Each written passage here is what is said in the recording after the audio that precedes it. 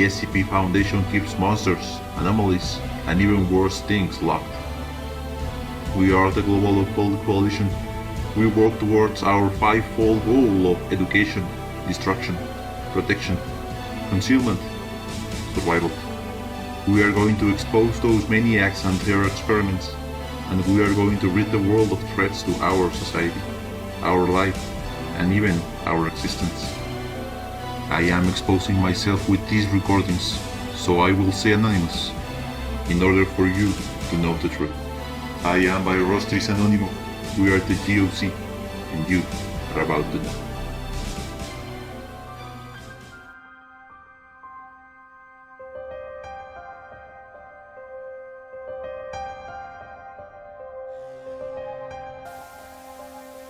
Heads up, agents.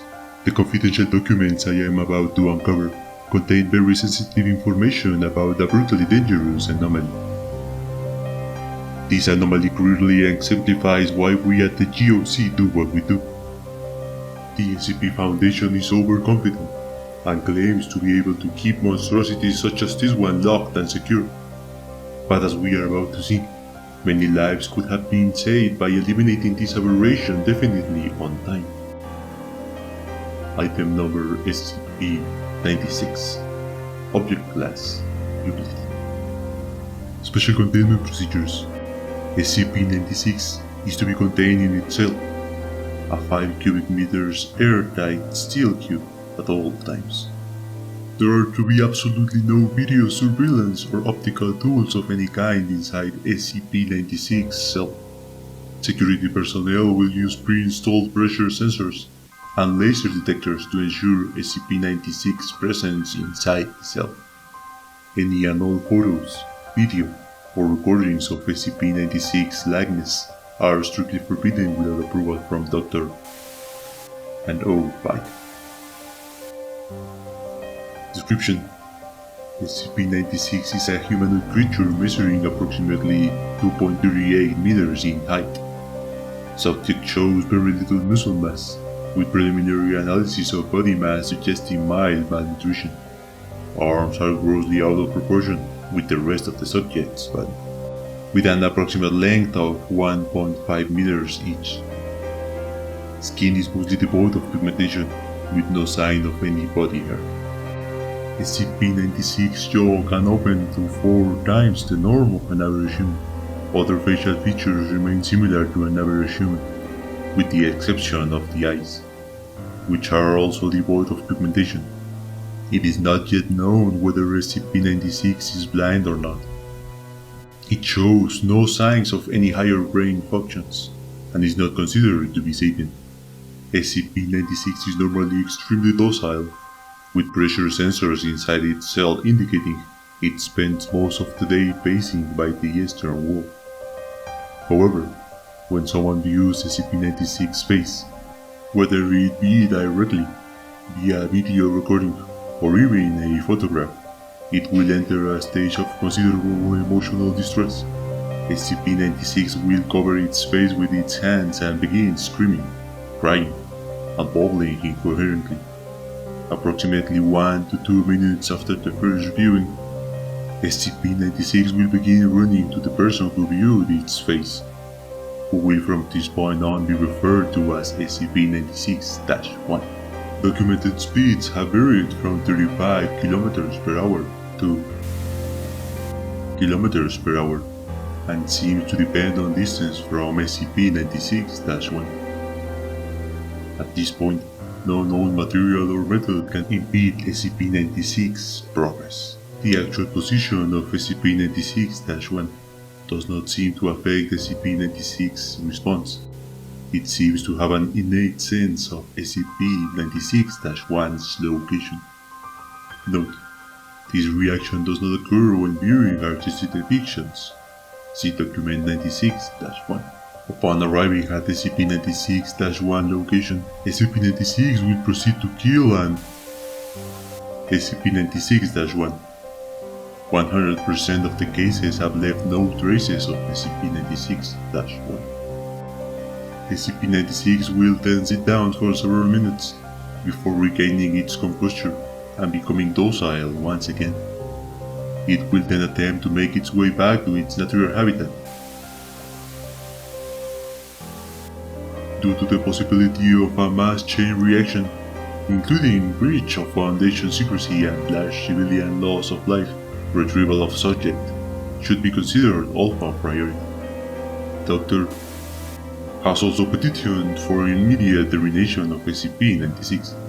See Interview 96-1. Order is waiting approval. Termination order has been approved and is to be carried out by Doctor on.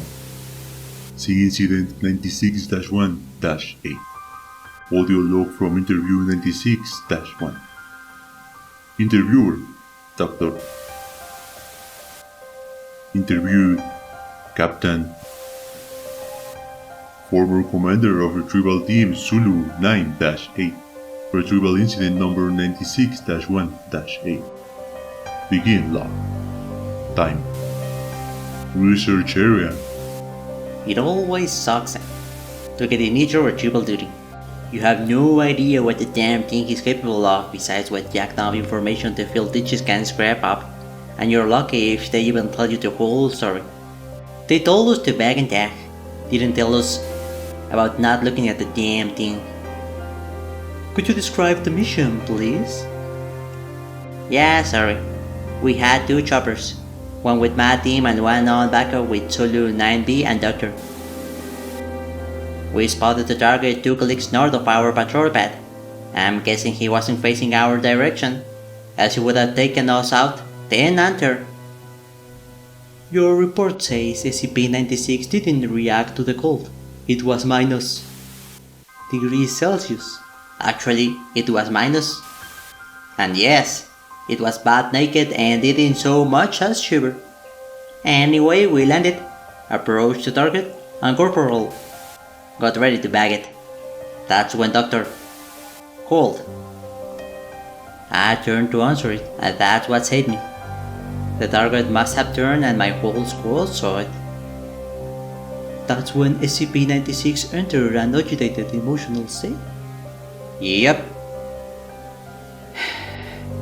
Sorry, got the willies for a second. That's alright. Yeah, well, I never saw its face. My squad did, and they paid for it up the. Could you describe it a little more, please? Yeah. It started screaming at us and crying. Not only while roaring though. Sounded exactly like a person. Really creepy. We started firing when it picked up Corporal and ripped off his leg. God, he was screaming for our help. Anyway, we were blowing chunks of the target round after round. Didn't do it. I almost lost it when it started. Him. That's when you ordered the use of an 84 HEDT launcher, an anti-tank gun. Stored carrying it even since SCP got loose. I've seen those tear through tanks like tissue paper. Did the same thing to the target. There was significant damage to SCP-96. It didn't even flinch. It kept tearing apart my squad, but with half of its torso gone. But it was taking damage? If it was, it wasn't showing it. It must have lost all of its organs, all its blood, but it didn't acknowledge any of it. Its bone structure wasn't hurt at all, though. It kept tearing my squad apart. So no actual structural damage. How many rounds would you say were fired at SCP-96? At least 8,000. Our Dark Gunner kept his GAU-19 on it for at least 20 seconds. 20 seconds. That's 600.15 caliber rounds pumped into the thing. Might as well been spitting at it. This is when Zulu 9B arrived? Yeah, and my squad was gone. Zulu 9B managed to get a bag on its head and it just sat down. We got it into the chopper and got it here. I don't know how I never saw its face. Maybe God or Buddha or whoever thought I should live. The jackass. We have obtained an artist's depiction of SCP-96 face. Would you like to view it? You know, after hearing that thing screams and the screams of my man, I don't think I want to put a face to what I heard. No. Just no. Alright. I believe we are done here, Captain. Thank you, Captain. Chairs are heard moving and footsteps leave the room. Captain is confirmed to have left interview room 22. I will now proceed to read Incident Report 96-1-8.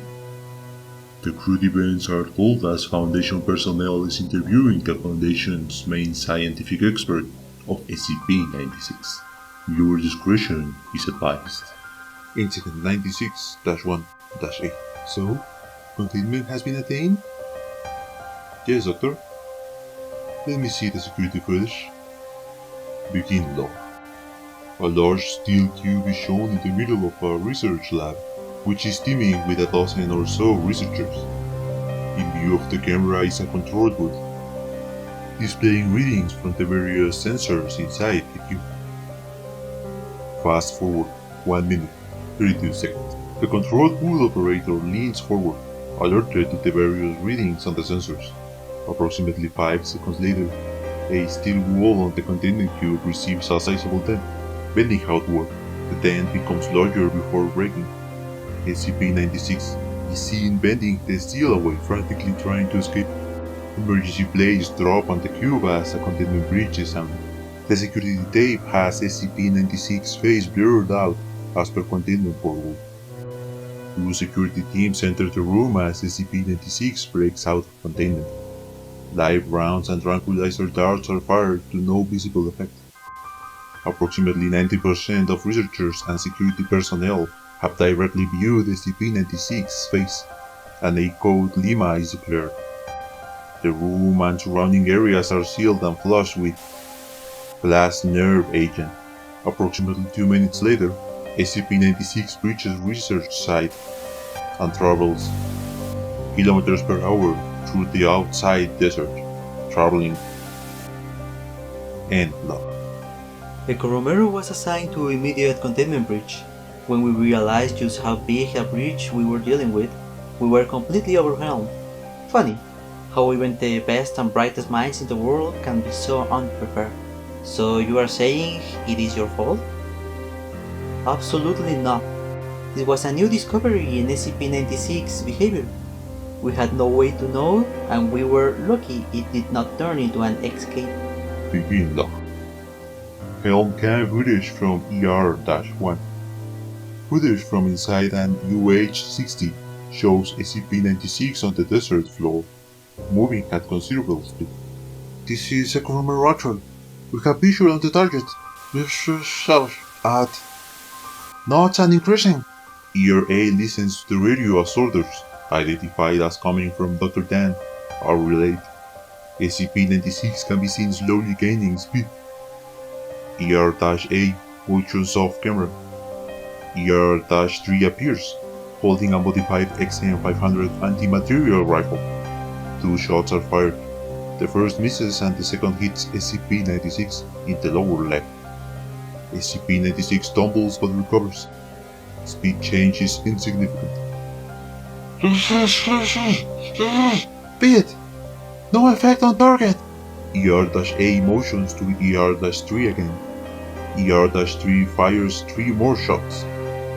The first 2 miss and the third hits SCP-96 in the head.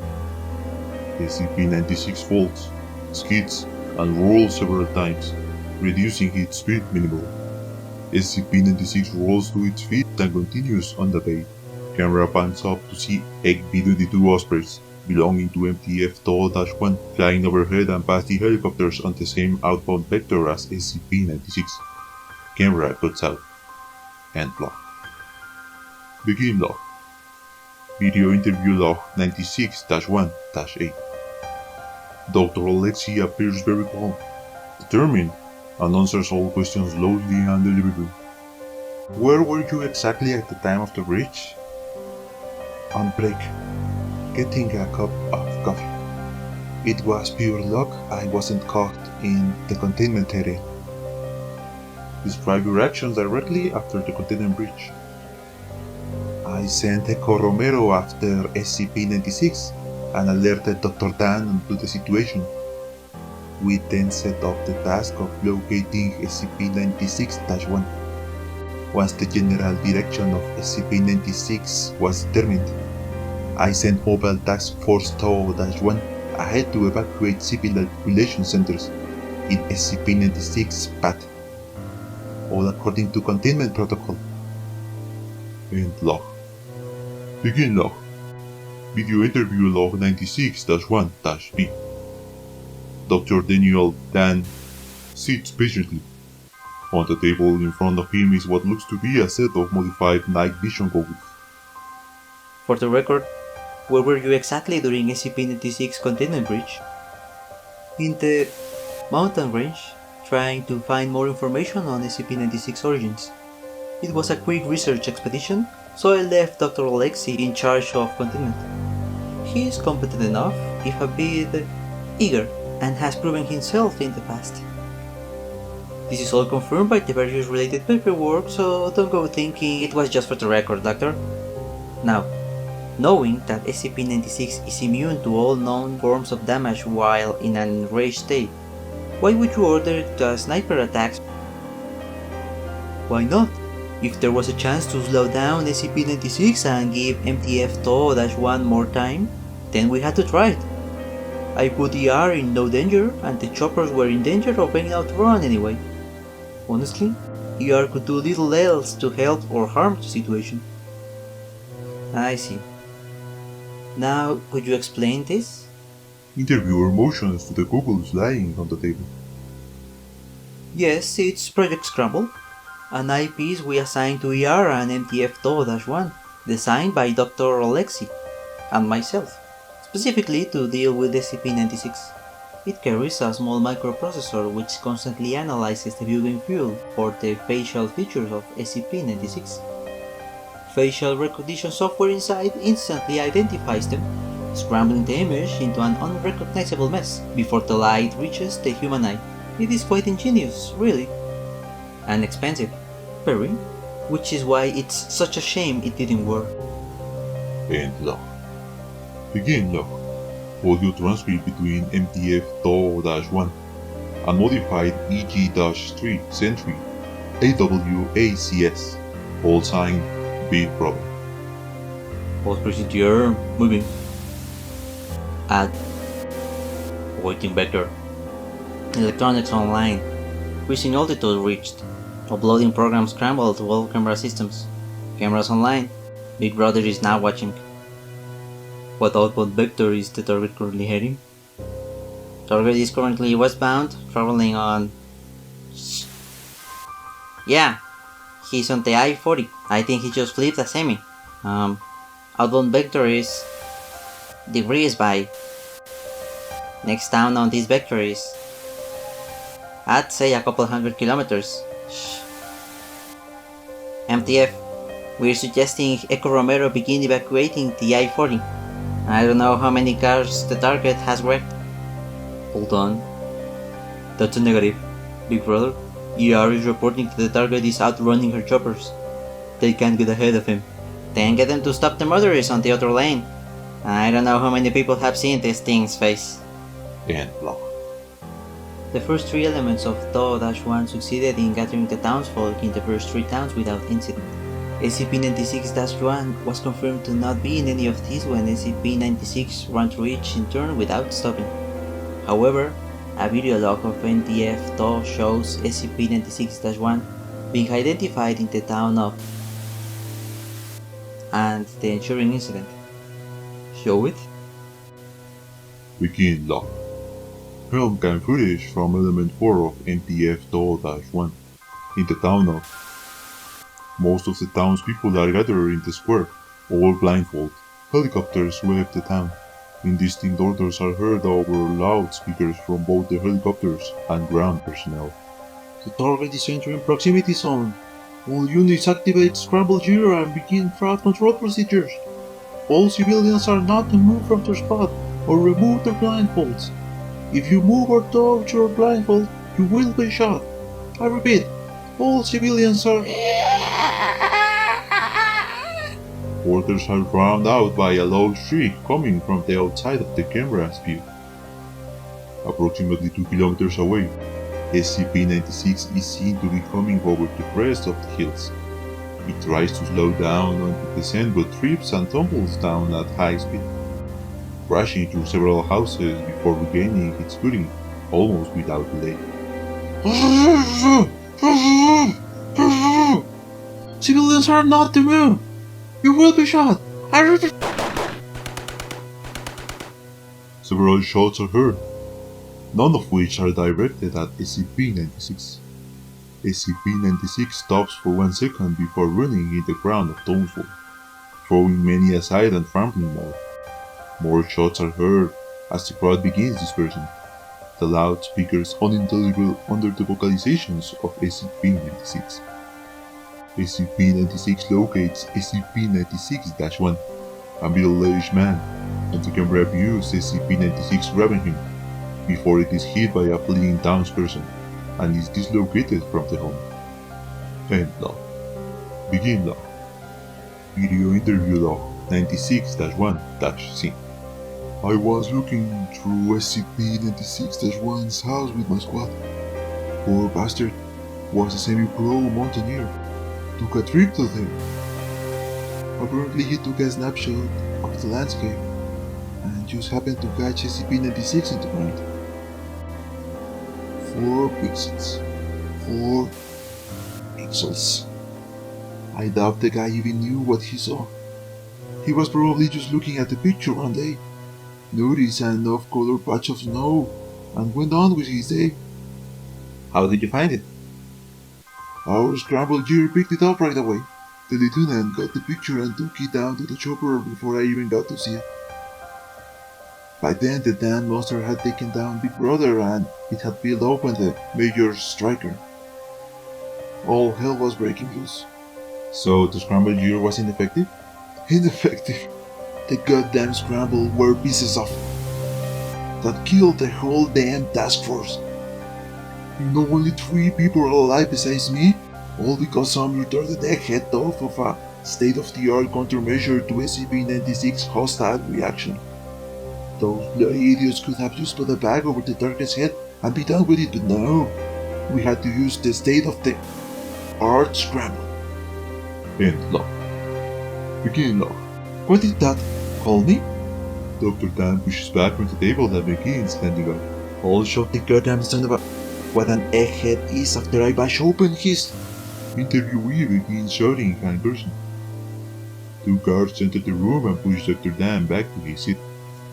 Do we need to administer a sedative, Doctor? Dr. Dan takes a break and smooths his throat. No. I apologize. Scramble was an ingenious idea. However, it was a failure because we did not fully know how SCP-96 worked.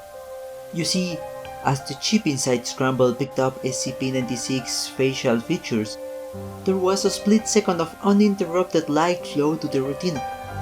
Computers are fast, but not as fast as light. So there was a split second image of SCP-96's direct face sent to the brain. It wasn't even consciously received, where apparently it was enough to trigger the hostile reaction of SCP-96. So, with this report of the photograph, that's the most disturbing part of the whole incident. You know when the former SCP-96-1 went on his mountain trip? 1990. That's years of that photo hanging there before he saw SCP-96. Since the brain doesn't need to be aware that it's viewing SCP-96's face to trigger the reaction, there can be ticking time bombs hidden literally anywhere in the world. How many photographs are out there containing SCP-96? Just going unnoticed, waiting to occur for life. As I said before, I want this thing terminated. Now. End log. Just a quick question, Doctor. What exactly were you planning on doing there? Major Jack Wilford was top-notch SBS when we recruited him. I was also a recon corpsman, sir, and was deployed in the Caucasus. Marines beat SBS. No, they don't. Enough, both of you. Moving on. Begin log. Video interview log 96-1-D. I got the bag over his head. I got the bag over its head. Yes, you told me that. Could you tell me exactly what transpired? It was done, it was sitting there in the highway. Just got done while ripping open a minivan. Interviewee, he said. And? Wes landed the chopper, I got out, and backed it. I put the bag over its head. It got calm and they took it. So, the victims in the minivan were the last to have viewed the SCP-096 face? Interviewee, he said. Interviewee remained silent for the remainder of the interview, and was released. He was later found in his bunk room, having committed suicide via hanging with a makeshift rope. A half-crushed pacifier was found in his fist. End log. Begin log. Video log 96-1-D. Confiscated tape from news broadcast CNN. The image shows first responders surrounding the remains of a crashed plane, over the shoulder of a field reporter. The airplane, which seems to be military in origin, has no outward markings designating it as part of the US military.